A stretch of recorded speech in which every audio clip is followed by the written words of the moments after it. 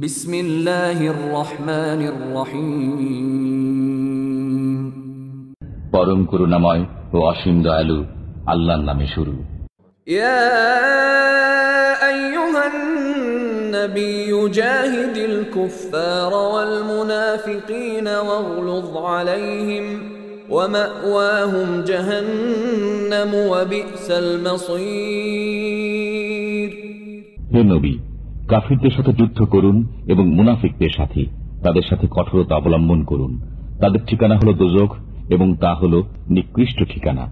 يحلفون بالله ما قالوا ولقد قالوا كلمة الكفر وكفروا بعد إسلامهم وهموا بما لم ينالوا وما نقموا إلا أن أغناهم الله ورسوله من فضله فإن يتوبوا يك خيرا لهم وإن يتولوا يعذبهم الله عذابا أليما في الدنيا والآخرة وما لهم في الأرض من ولي ولا نصير। তারা কসম খায় যে আমরা বলিনি, অথচ নিঃসন্দেহে তারা বলেছে কুফরি বাক্য এবং মুসলমান হবার পর অস্বীকৃতি জ্ঞাপনকারী হয়েছে। আর তারা কামনা করেছিল এমন বস্তুর যা তারা প্রাপ্ত হয়নি।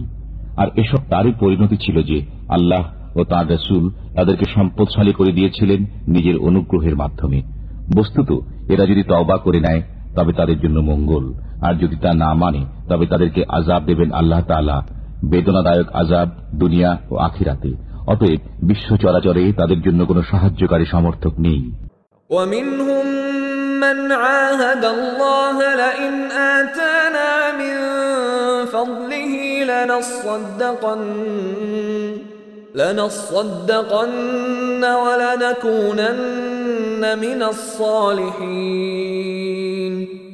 তাদের মধ্যে কেউ কেউ রয়েছে যারা আল্লাহ তাআলার সাথে ওয়াদা করেছিল যে তিনি যদি আমাদের প্রতি অনুগ্রহ দান করেন তবে অবশ্যই আমরা ব্যয় করব এবং সৎকর্মীদের অন্তর্ভুক্ত হয়ে থাকব। فلما آتاهم من فضله بخلوا به وتولوا وهم معرضون। অতঃপর যখন তাদেরকে স্বীয় অনুগ্রহের মাধ্যমে দান করা হয় তখন তাতে কার্পণ্য করেছে এবং কৃত ওয়াদা থেকে ফিরে গিয়েছে তা ভেঙে দিয়ে।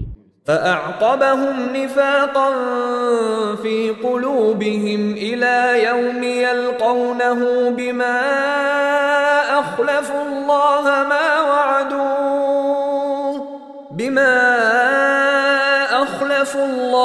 ما وعدوه وبما كانوا يكذبون। তারপর এরই পরিণতিতে তাদের অন্তরে কপটতা স্থান করে নিয়েছে সেদিন পর্যন্ত যেদিন তারা তাঁর সাথে গিয়ে মিলবে। তা এজন্য যে তারা আল্লাহর সাথে কৃত ওয়াদা লঙ্ঘন করেছিল এবং এজন্য যে তারা মিথ্যা কথা বলত। ألم يعلموا أن الله يعلم سرهم ونجواهم وأن الله علام الغيوب। তারা কি জেনে নেয়নি যে আল্লাহ তাদের রহস্য ও সলা পরামর্শ সম্পর্কে অবগত এবং আল্লাহ খুব ভালো করে জানেন সমস্ত গোপন বিষয়। الذين يلمزون المطوعين من المؤمنين في الصدقات والذين لا يجدون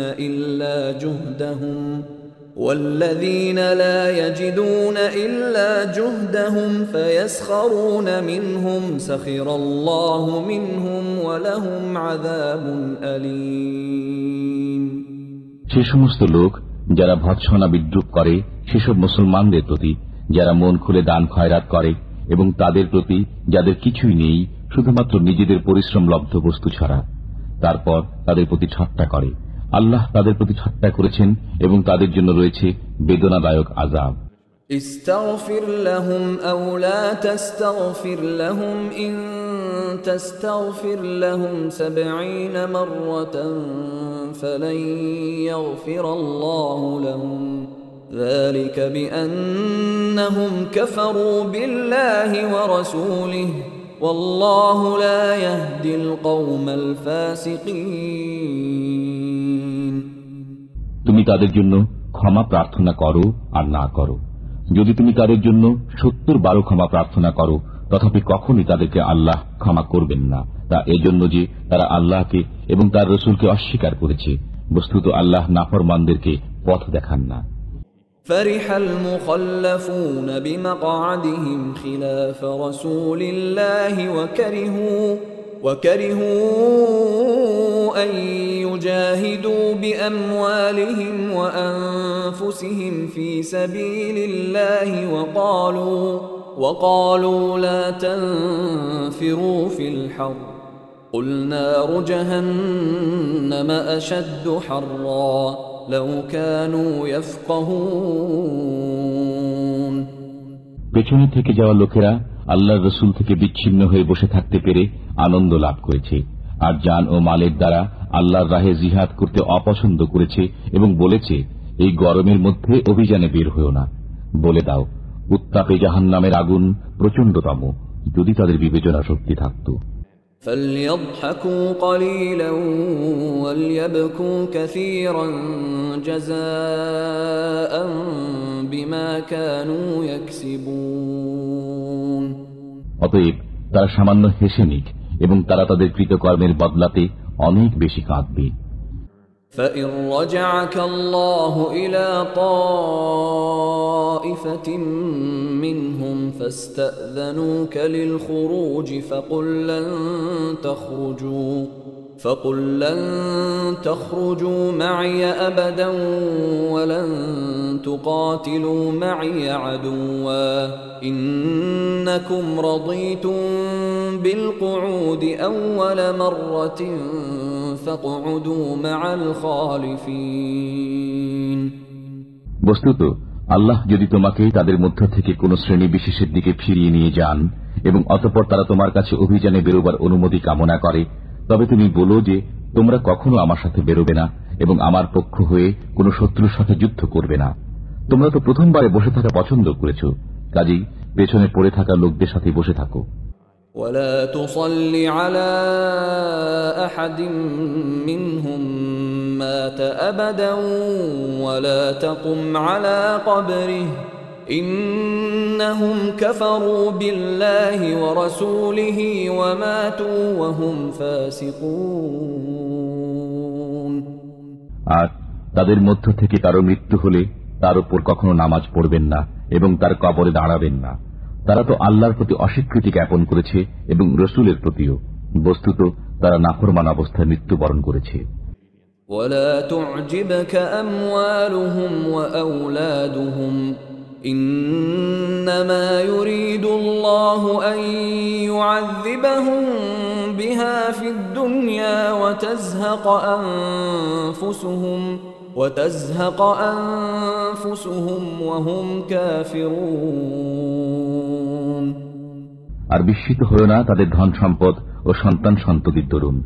আল্লাহ তো এই চান যে এসবের কারণে তাদেরকে আযাবের ভেতরে রাখবেন দুনিয়ায় এবং তাদের প্রাণ নির্গত হওয়া পর্যন্ত যেন তারা কাফিরই থাকে।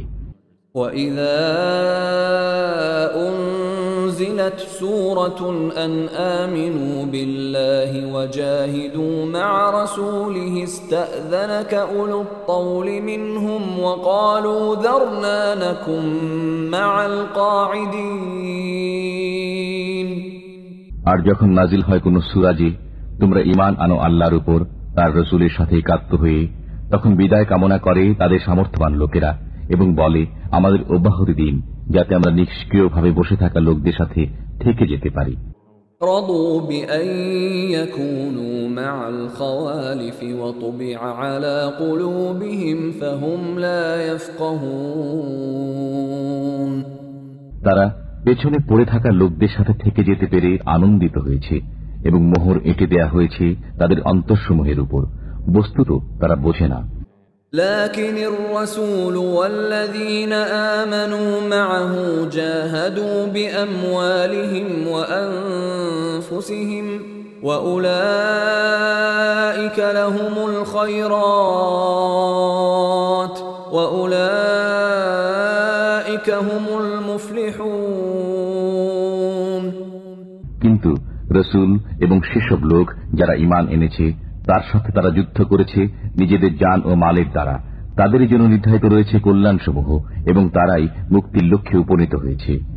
أعد الله لهم جنات تجري من تحتها الأنهار خالدين فيها ذلك الفوز العظيم।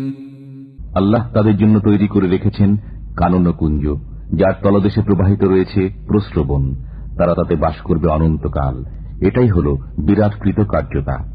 وجاء المعذرون من الأعراب ليؤذن لهم وقعد الذين كذبوا الله ورسوله سيصيب الذين كفروا منهم عذاب أليم। আর ছলনাকারী বেদুইন লোকেরা এলো যাতে তাদের অব্যাহতি লাভ হতে পারে এবং নিবৃত থাকতে পারে তাদেরই যারা আল্লাহ ও রসুলের সাথে মিথ্যা বলেছিল। এবার তাদের উপর শীঘ্রই আসবে বেদনাদায়ক আযাব যারা কাফির। ليس على الضعفاء ولا على المرضى ولا على الذين لا يجدون ما ينفقون حرج إذا نصحوا لله ورسوله ما على المحسنين من سبيل والله غفور رحيم। দুর্বল, রুগ্ন, দায়ভার বহনে অসমর্থ লোকদের জন্য কোনো অপরাধ নেই যখন তারা মনের দিক থেকে পবিত্র হবে আল্লাহ ও রসুলের সাথে। নেককারদের উপর অভিযোগের কোনো পথ নেই, আর আল্লাহ হচ্ছেন ক্ষমাকারী, দয়ালু।